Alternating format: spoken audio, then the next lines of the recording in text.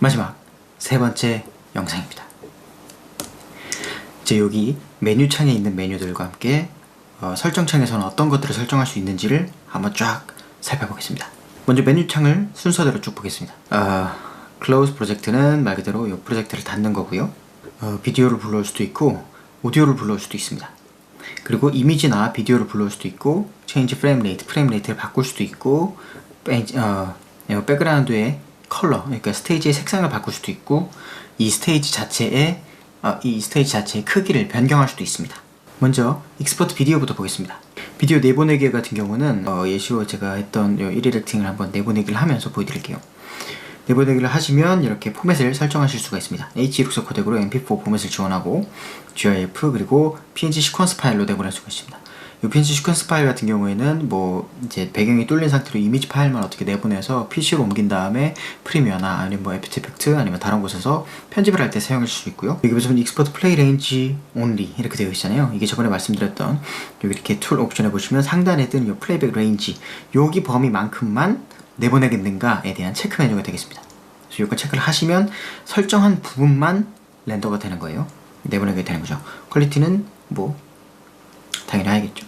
그래서 OK를 누르시게 되면 이렇게 현재 있는 디바이스에서 어디 경로를 내보낼지를 선택을 하실 수가 있고 이름을 설정해 주신 다음에 세이브를 누르시면 출력을 진행하게 됩니다. 그 다음 임포트 오디오 같은 경우에는 오디오를 불러올 수 있는 기능인데 오디오를 레이어 하나, 그러니까 여기 위에 상단에 있는 요 프레임바 상단에 보이는 여기에다가 표시를 시켜주면서 하나밖에 불러올 수가 없어요. 그건 좀 아쉬운 부분이긴 합니다. 그리고 프로그램 내부에서 따로 음성을 녹음할 수 있는 기능은 없습니다. 그건 좀 아쉽죠?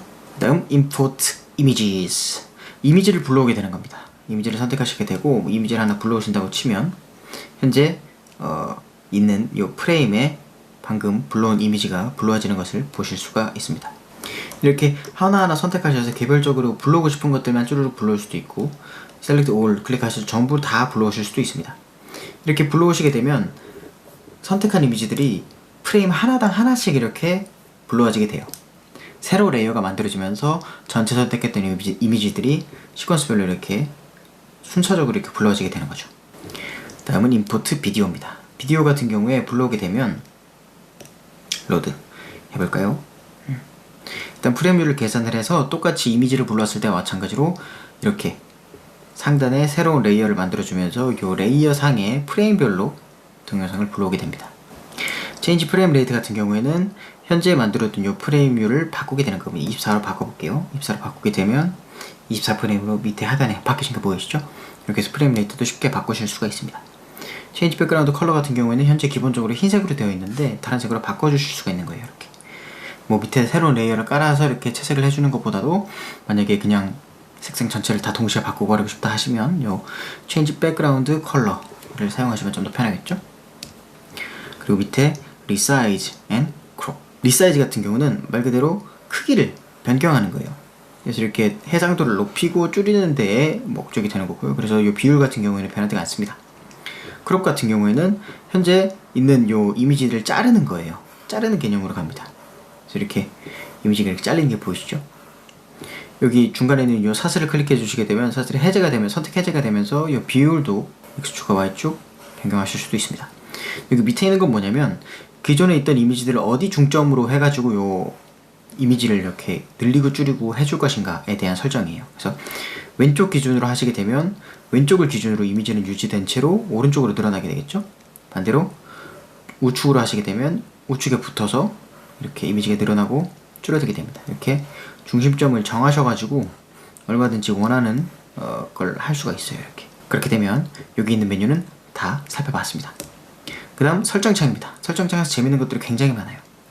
일단 가장 위에 있는 것부터 보자면 프리뷰 레졸루션, 커런트 레이어라고 되어 있습니다. 이게 뭐냐면 프리뷰 레졸루션, 미리 보기 해상도를 말하는 거예요. 근데 미리 보기 해상도라는 건 여기 내에서 렌더를 걸지 않고 재생을 할 때를 말합니다. 재생 버튼을 클릭했을 때 이게 이제 렌더가 된다고 뜨는데 이게 프리뷰인 거예요. 프리뷰. 그래서 익스포트 비디오를 통해 가지고 렌더를 거는 해상도를 얘기하는 게 아니라 여기 내에서 재생을 할 때 보는 그 미리 보기 해상도를 얘기하게 되는 겁니다. 근데 이 설정을 보시게 되면 위에는 이제 현재 레이어라고 표시가 되어 있고 밑에 같은 경우에는 다른 레이어와 플레이백 이라고 되어 있잖아요. 이게 무슨 말이냐면 이 해당 레이어 외에 다른 레이어들의 해상도를 낮춰주게 됩니다. 이게 최적화 부분에서 현재 있는 레이어만 풀 해상도로 보여주고 나머지는 절반의 정도의 해상도로만 보여주게 되면서 훨씬 더 렌더 속도를 빠르게 하는 거죠. 둘 다 쿼터를 이렇게 해주시게 되면 미리 보기에서 굉장히 해상도가 떨어지는 걸 볼 수 있어요. 다만 렌더 속도는 엄청나게 빨라집니다. 뭐 엄청나게라기보다는 그냥 뭐 이미지들에 따라 다른데 가끔 이런 질문을 하시는 분들이 간혹 보이더라고요. 현재 있는 레이어 말고 다른 레이어로 이동을 하게 되면 깨진다 라고 얘기를 하시는 분이 있는데, 그건 이제 여기에서 설정이 이렇게 다른 레이어들은 절반 정도만 이렇게 렌더를 하라고 설정이 되어 있기 때문이에요. 그래서 그게 조금 거슬린다 하시는 분들은 한번 예시로 보여드릴게요. 위에 있는 레이어도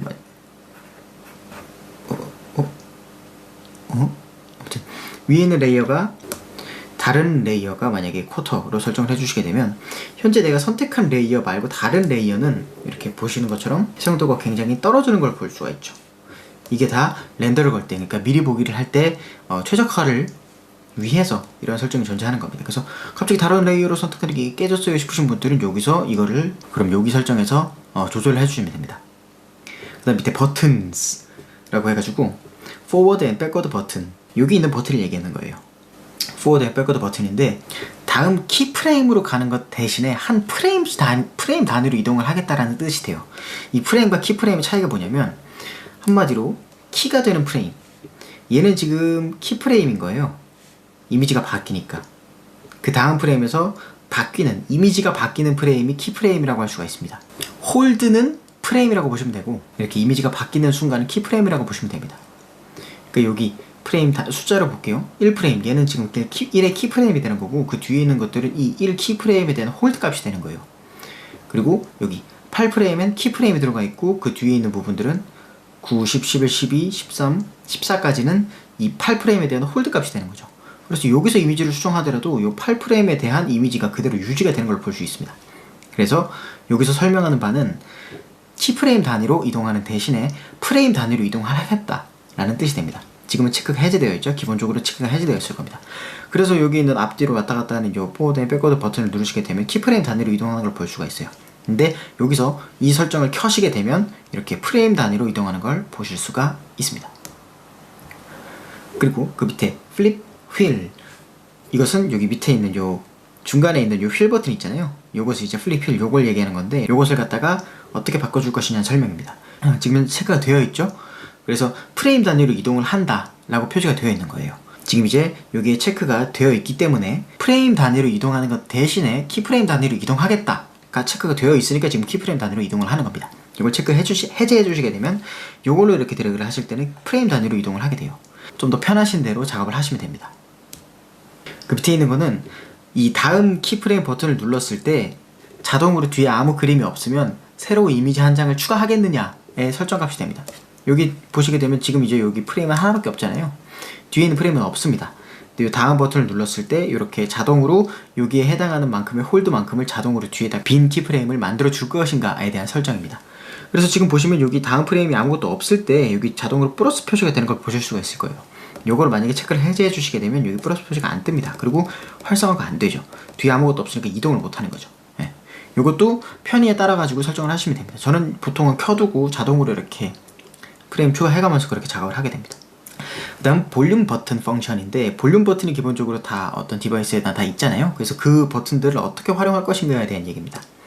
기본적으로 아무것도 하지 않겠다는 설정이 있고 그냥 볼륨처럼 사용하겠다도 있고 리드 언두, 언두 리드 이렇게 있어요.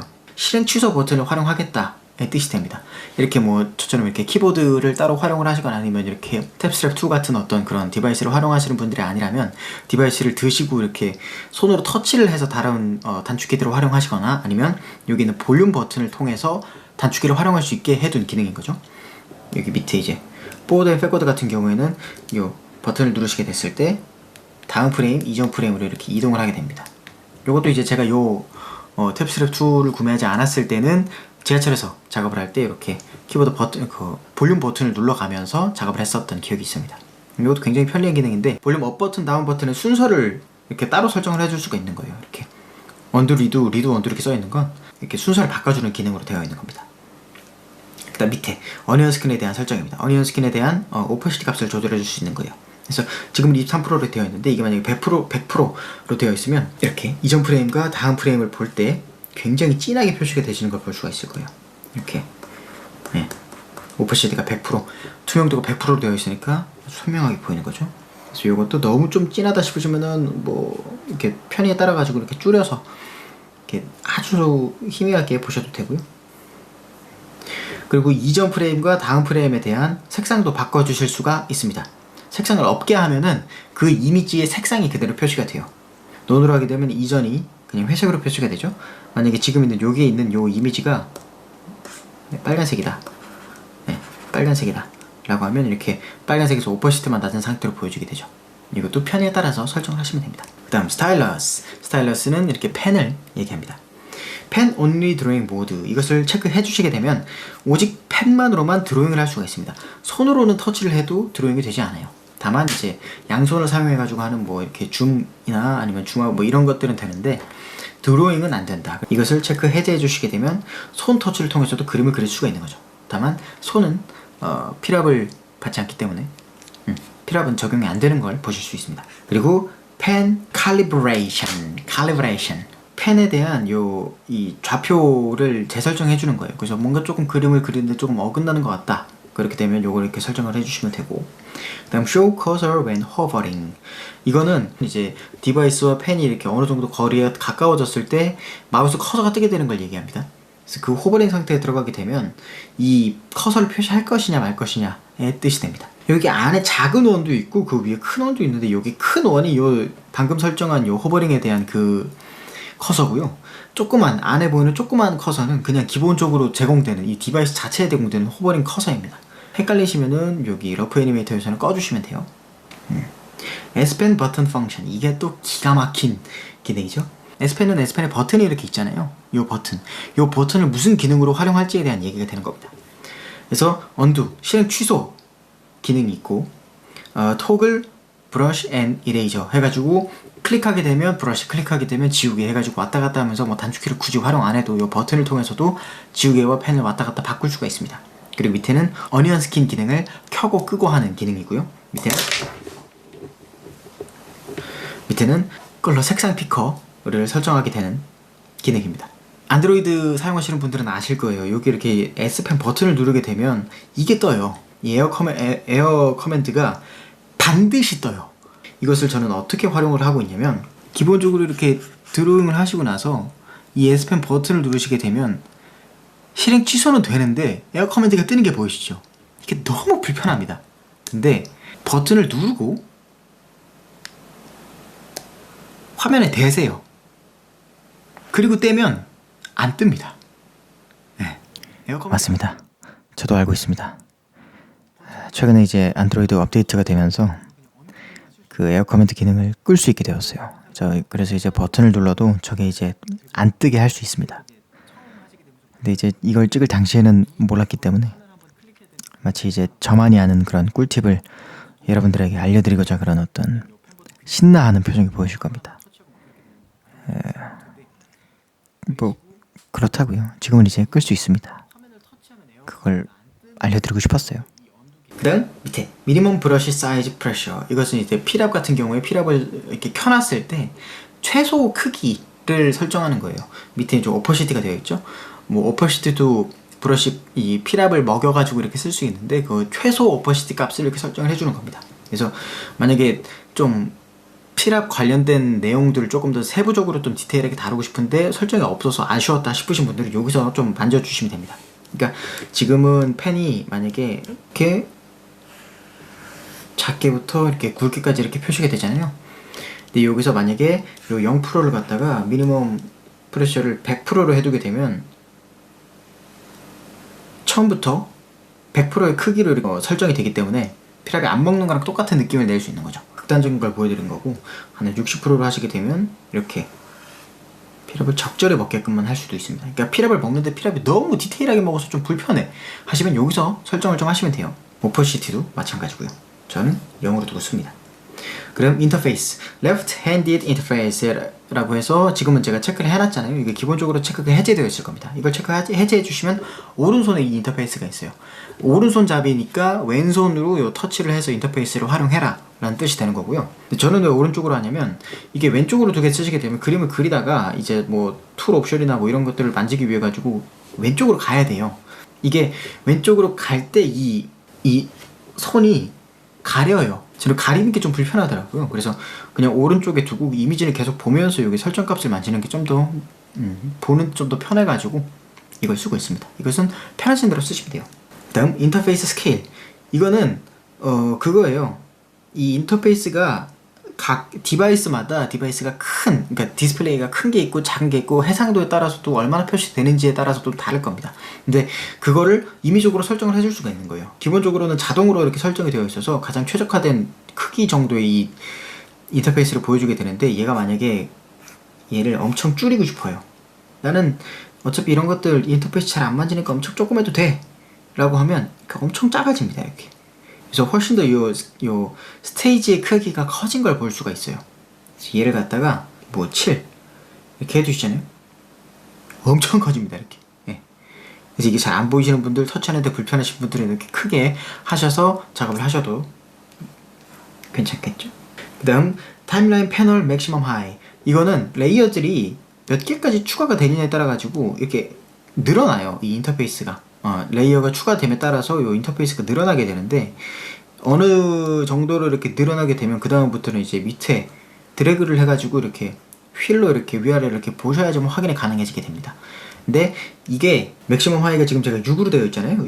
6으로 되어 있는데 이게 만약에 1이다 라고 한다면 최대로 하나까지밖에 안 보이는 거예요. 그 밑에 있는 것들 다 드래그해서 봐주셔야 되는 이런 게 되는 겁니다.